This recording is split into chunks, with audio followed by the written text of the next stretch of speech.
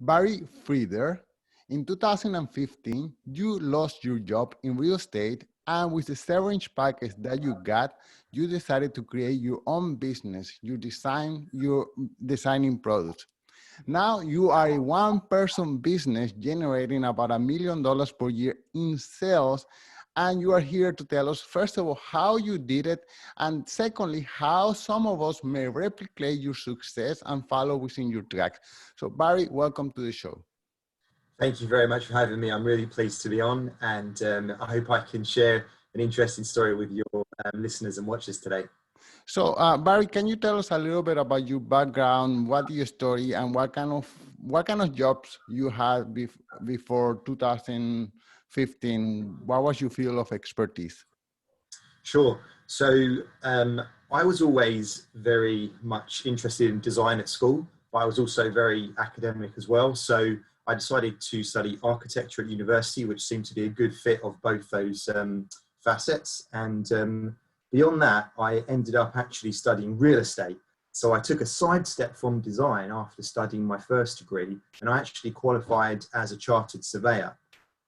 So I ended up working in commercial real estate for about 10 years in the London market. It was in 2015, as you rightly say, that I was made redundant. The portfolio I was looking after was sort of sold on.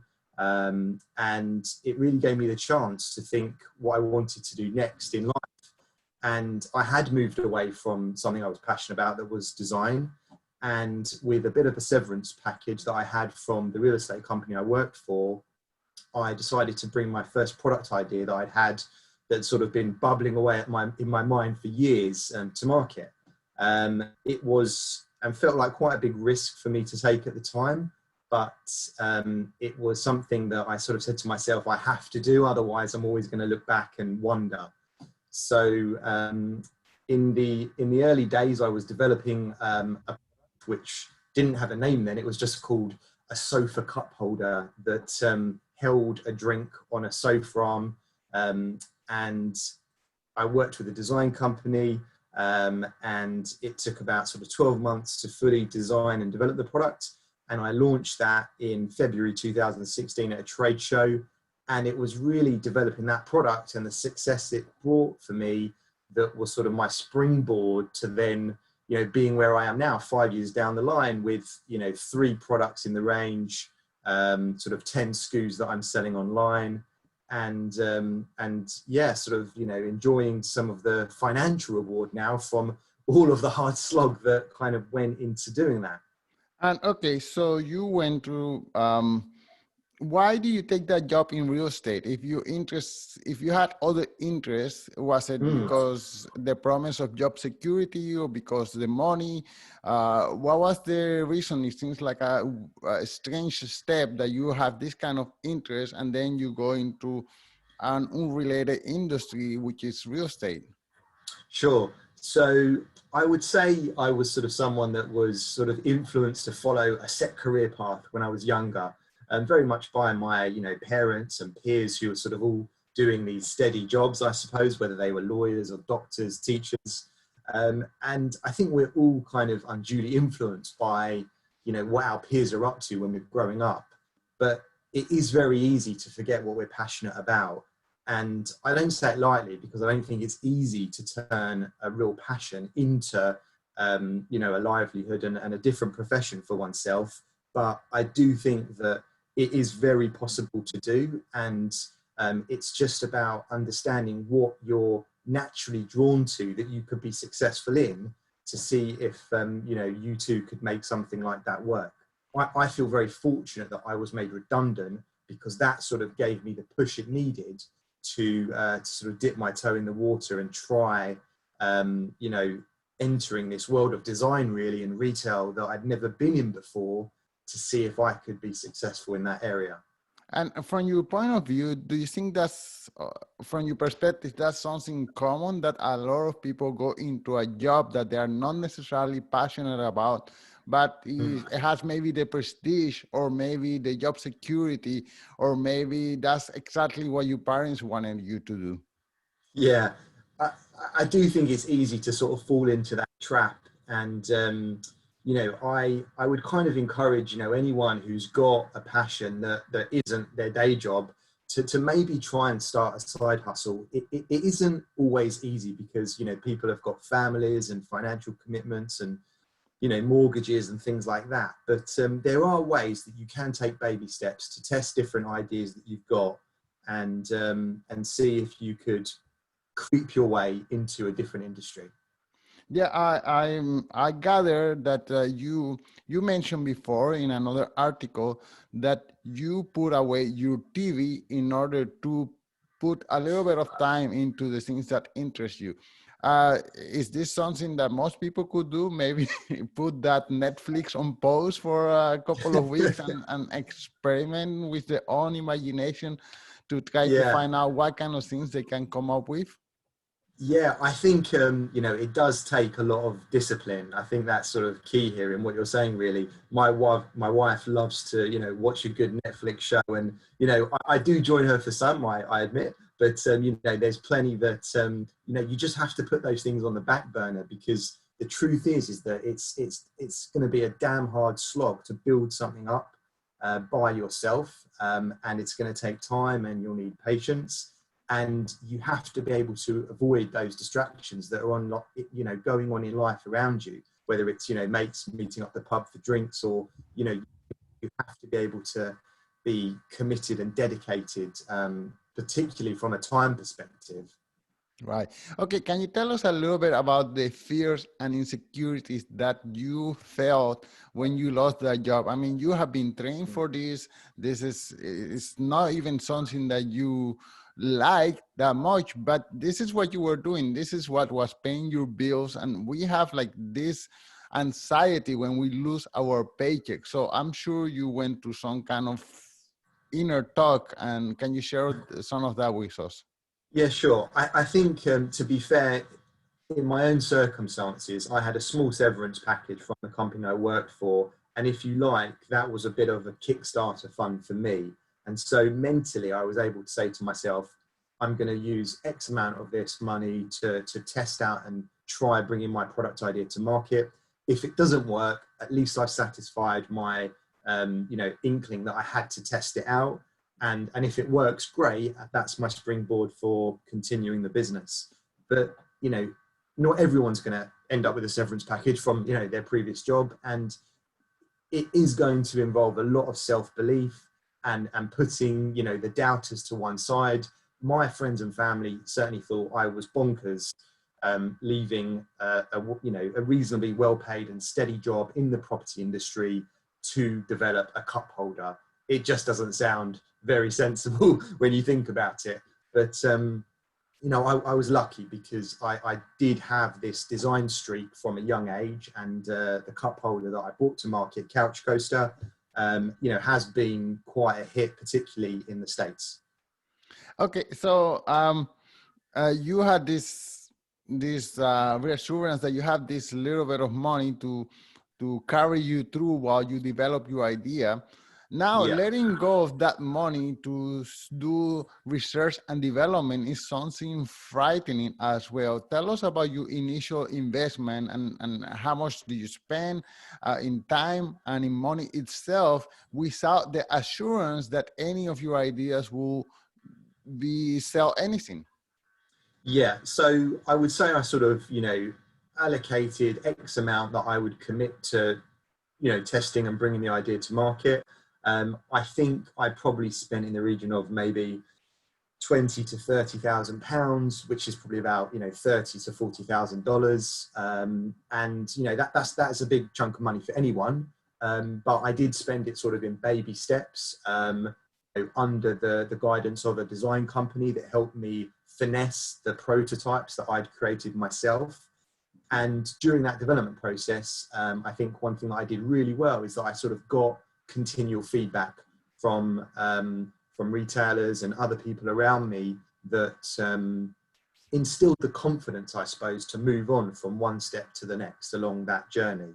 And so, it's a mix of self-belief and that continual feedback loop whenever you're developing anything. Right. Okay. So you got the idea, you develop it, you had the help of this designing company. And then I guess you went to also find a manufacturer in Mm. China.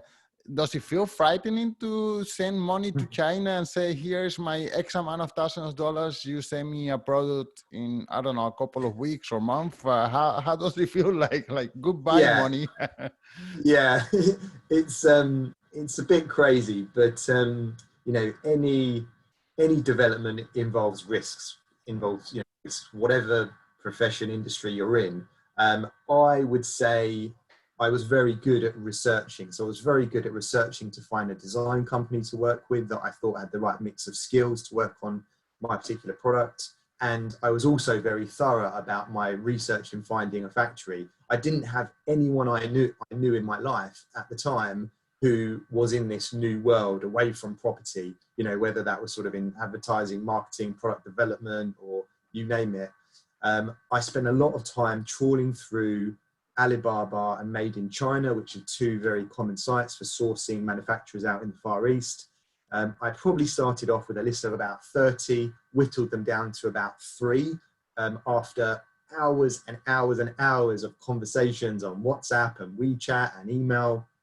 And eventually I decided, you know, I've worked hard. I'm going to take a 3-week break in China and I'm going to visit these factories and look the owners in the eye and decide who I'd like to work with. I strongly recommend anyone doing that if they can, because you are making a big commitment in a third party, you know, supplier there. And you do want to feel confident they are going to deliver the product they promised you. Is China the only choice, or are there other countries that can be considered as suppliers of these kind of products?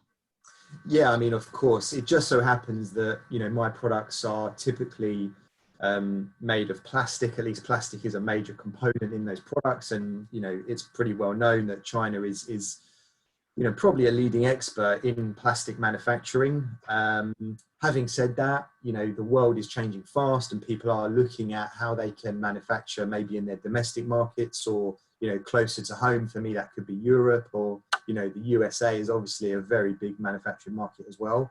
In terms of the Far East, there are, you know, plenty of other countries where people could turn to. Again, it depends what materials and processes you're working with, but obviously you've got, you know, big fabrics industries in India, Pakistan, you know, electronics in Japan and Indonesia, Taiwan. You don't have to go to China, but certainly for plastics, it's an obvious place to start. Okay. Well, I don't want to make assumptions, but you don't look like a person who speaks Chinese. So, how do you use Google Translate, or do they speak English, or how did that Um, communication happen? Yeah, so that list of 20 to 30 factors that I mentioned, the reason I whittled them down to 3 is because, you know, I could discount a lot of them where I wasn't having that sufficient level of English communication. I don't speak Mandarin. So, you know, hands up, that's not a string to my bow. But what I would say is that there are lots of factories in China that will have either an owner or, you know, maybe a slightly younger person in the business that actually speaks English pretty well. So, you know, don't let that put you off. You can strike up pretty positive conversations with those factories. Okay, great. So I assume you give them the money in advance. They send you the product. Now, I don't know how much product do you get, but those boxes arrive at your garage door or wherever you live, what's the next Mm. step? Yeah, so if everything's gone to plan so far as you've described and you've paid your supplier, you've done a first production run. Normally that first production run will be quite small because you're testing, you know, probably your home market as I did, which was the UK. It was actually this room, in fact, which is my sort of spare bedroom come office, which was my warehouse. So you actually couldn't walk into this room that I'm sitting in. You'd have drowned in cartons of product, to be honest. I was fulfilling orders from this bedroom to some pretty substantial retailers in the UK, and they would have had no idea that their product was sitting in this bedroom before it ended up, you know, on the shelf in their department store. But you know, to be fair, it's it's a very efficient way to start out. One of the things that I sort of often talk about is trying to do as much as you can for yourself as possible in your business to mitigate your costs. Because as rosy as your turnover might look, unless you keep your costs under control, your net profit is not going to look too healthy. So yeah, as soon as I got the product here, I started selling. I took it to business to consumer trade shows. I took it to B2B trade shows. And the product, Couch Coaster, that I started off with got a fantastic reception. I got retailers interested, distributors interested, and not just from the UK. Even at even on the UK's trade show circuit, we have some pretty impressive shows that draw international visitors. And to sort of put this in perspective, I didn't have specific export ambitions when I started out, but within about 3 to 4 months of launching my business in Couch Coaster, the first item, I had a 10,000 unit purchase order from a company in America called the Grommet. Wow, congratulations. So you mentioned that you have your first shipment and you had that bedroom behind you full of boxes. And Sure. many people have this idea that before they start their business, they had to have all these things set up. They had to have a warehouse to house, and they had to have a beautiful website and an expensive business card. And you are talking about keeping your business small and scrappy to begin with. So can you tell us about how, yeah, dispel that myth that we had to have everything set in place before we started? Because if that's the case, not too many people will get going. Yeah, absolutely. I think that's sort of great advice to give anyone. You can start small and you can scale yourself. If you look at my history, I've been selling my products, as I say, which have grown from a count of 1 to 3 over a 5-year period. And this fiscal year, I'll be hitting over $1 million in revenue. And I've stayed a one man person business. So I would say the way I have achieved it is by keeping as much as what I can do as in-house as possible. I have used consultants, I have used third-party contractors to do those things in my business that I clearly can't do myself. So definitely, you don't need to set up some glamorous operation with premises and staff when you start out. You should be starting out from your kitchen table, from your spare bedroom, and you should keep an eye on costs, because if you want to be successful, it's not just that top line revenue you need to consider. You have to look at what you're spending. Right, right. Okay, so wow, you got these orders, you got this demand, but I take it your major channel of distribution is Amazon. Is that right? Yeah, so I entered the industry, I think, at a really interesting time, because it's seen such rapid changes over the last 5 years since I've been selling. As mentioned, I started off selling at trade shows where obviously I, interacted and met lots of traditional retailers, bricks and mortar, and distributors that would move my product to different parts of the world and sell locally. Over the last 5 years, that business has dropped away, and the operation sales channel that I set up on Amazon quite early on in the business has taken off. We've all read about the explosion of e-commerce and Amazon's success in taking that market share away from traditional retailers.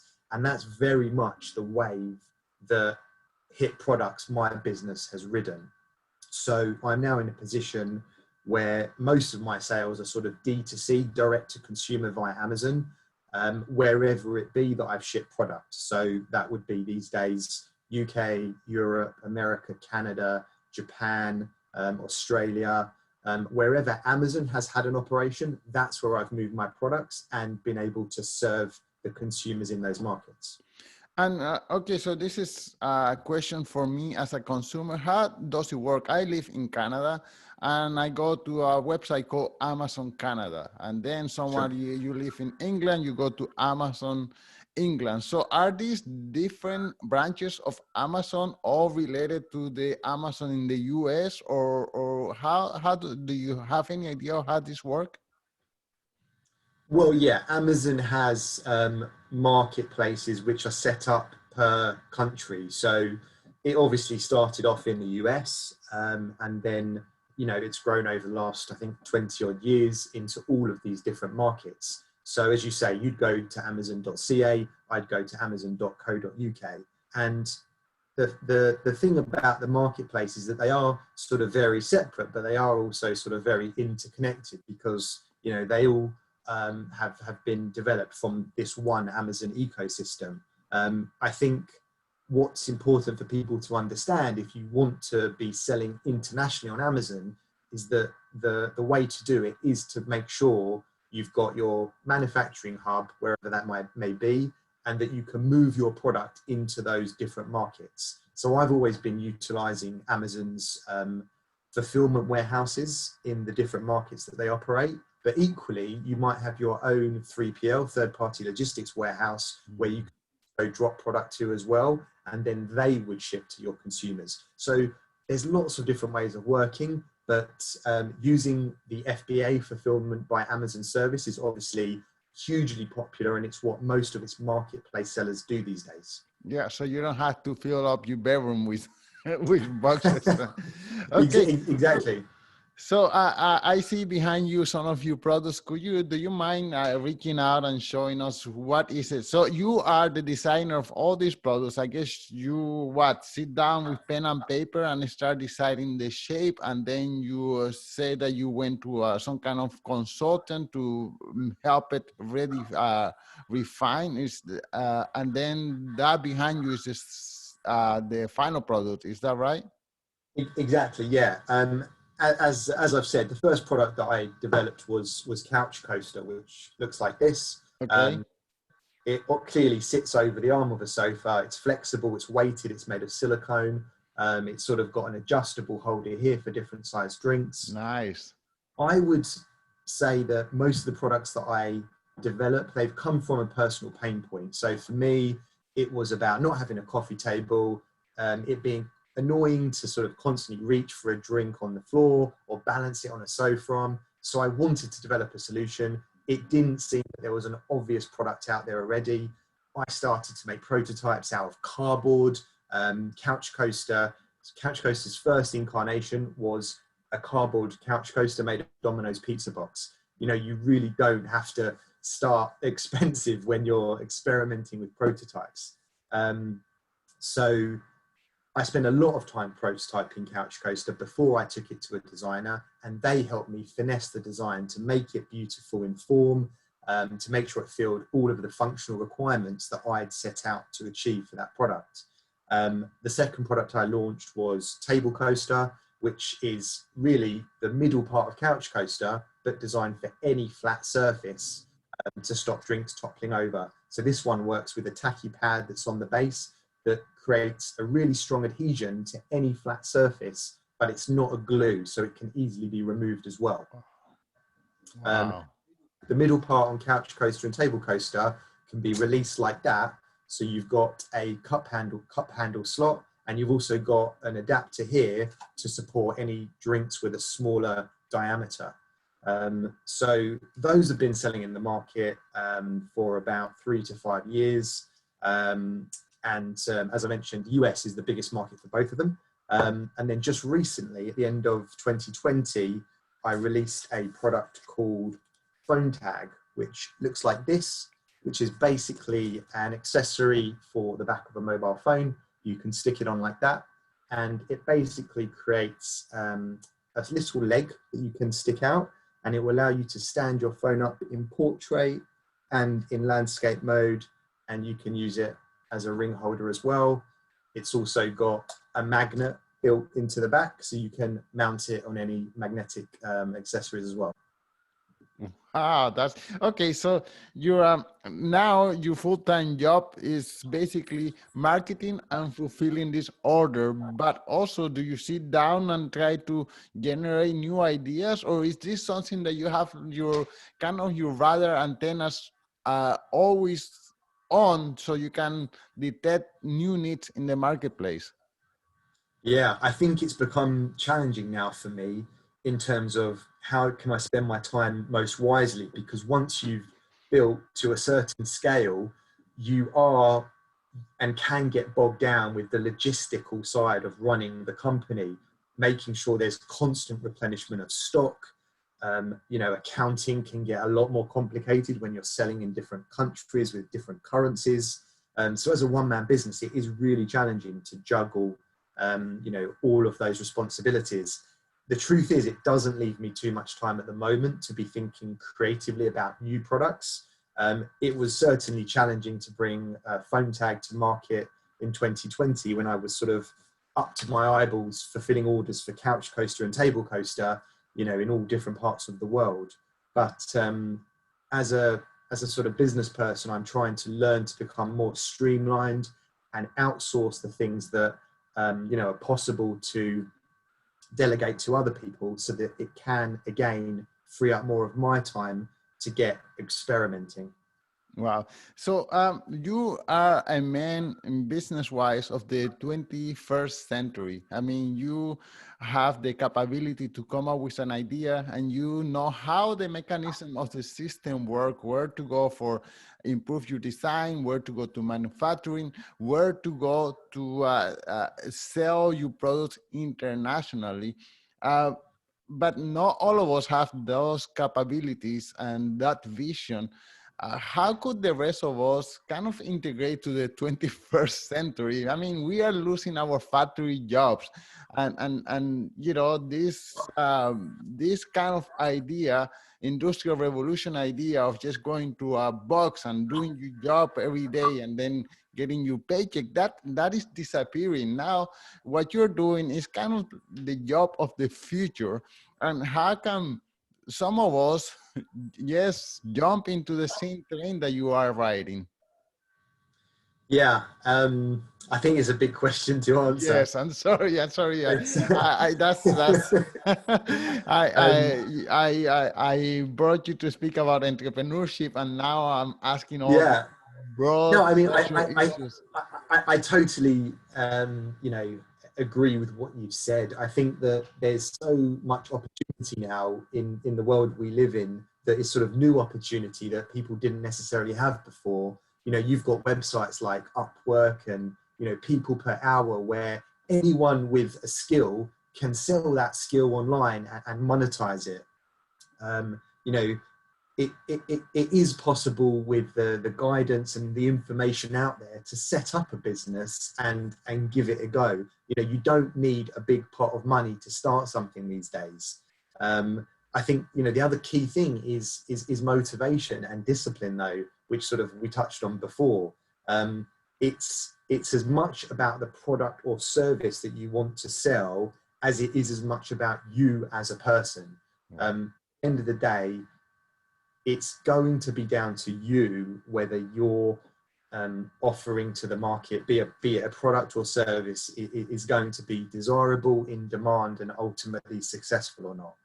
Yeah, I guess in a way is to get in our mind that the all industrialized system is gone and to start turning off the TV and start looking for what's going on out there. Check out websites like Upwork, what kind of skills are in demand.